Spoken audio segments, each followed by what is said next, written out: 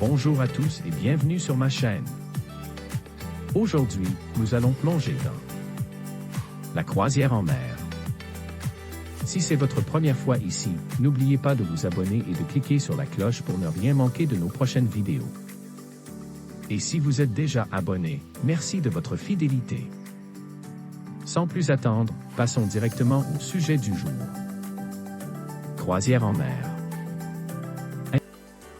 Qu'est-ce qui a pu provoquer cette diminution du nombre de navires opérant au large des côtes brésiliennes? Bien que les prix soient abordables, au Brésil, les frais d'exploitation des navires ne sont pas compétitifs par rapport à ceux d'autres pays. Les coûts onéreux comprennent les frais d'amarrage, de remorquage du navire, les frais d'embarquement et de débarquement, le transit et les bagages par passager. Pouvez-vous imaginer combien d'intervenants sont impliqués pour que vous puissiez réaliser un voyage en croisière? La chaîne d'approvisionnement implique 1. Acquisition de carburant et de dérivés. 2. Les achats des entreprises, fourniture de bureaux par exemple. 3. Les achats techniques, pièces de moteur, tapis, etc. 4. Les achats hôteliers, nourriture, boissons, consommation en général. 5. Les denrées périssables et les fruits et légumes. En plus de cette chaîne d'approvisionnement, d'autres agents sont impliqués dans l'exploitation d'une croisière maritime, comme le souligne l'étude de FGV et CLIA Brasil, 2019. Ministère du Tourisme, chargé de réguler le secteur. Ministère des Infrastructures, chargé de réglementer le secteur des transports. Police fédérale, chargée de la délivrance des passeports et du contrôle des frontières. Revenu fédéral, responsable du contrôle et de la supervision de la perception des impôts. Syndicats, gardiens, caristes, entre autres. Ministère de l'économie, secrétariat du travail, responsable de la législation du travail. Agence nationale de surveillance sanitaire, ANVISA, chargée du contrôle sanitaire de la production et de la commercialisation des produits.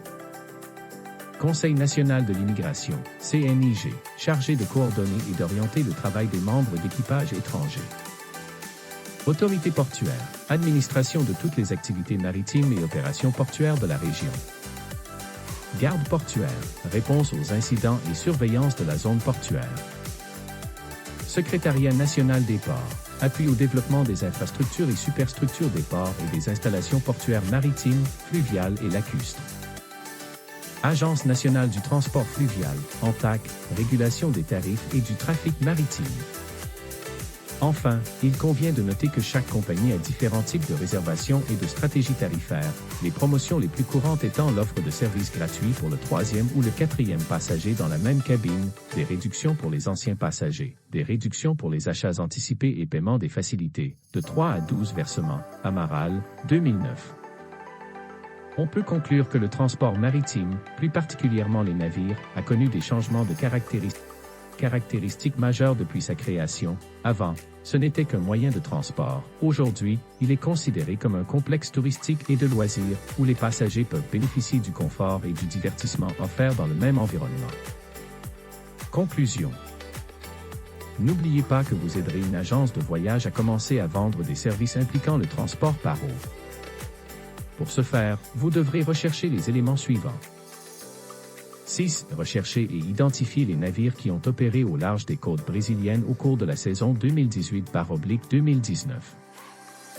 7. Quelles étaient les destinations envisagées par ces navires? 8. Quels sont les principaux ports d'embarquement et de débarquement au Brésil? 9. En plus des dépenses liées aux billets de croisière, que doit savoir d'autre un passager sur les dépenses dans les villes escales? 10. Pour répondre à cette question, vous devez entrer dans le portail Conquet, le port de Santos. Là, vous verrez que les navires étaient Pullmantur Sovereign, Costa Croisière Favolosa, Croisière en Océanie Marina, Croisière Océanie Sirna, MSC Vue sur la mer, Poésie MSC, MSC Fantasia, Eclipse de Célébrité. C'est tout pour aujourd'hui. J'espère que cette vidéo sur la croisière en mer vous a plu et que vous avez appris quelque chose de nouveau. N'hésitez pas à laisser un commentaire ci-dessous pour partager vos pensées et poser vos questions. J'adore lire vos retours. Si ce n'est pas déjà fait, pensez à liker la vidéo et à vous abonner pour ne pas rater les prochains contenus. Merci d'avoir regardé et à très bientôt pour une nouvelle vidéo.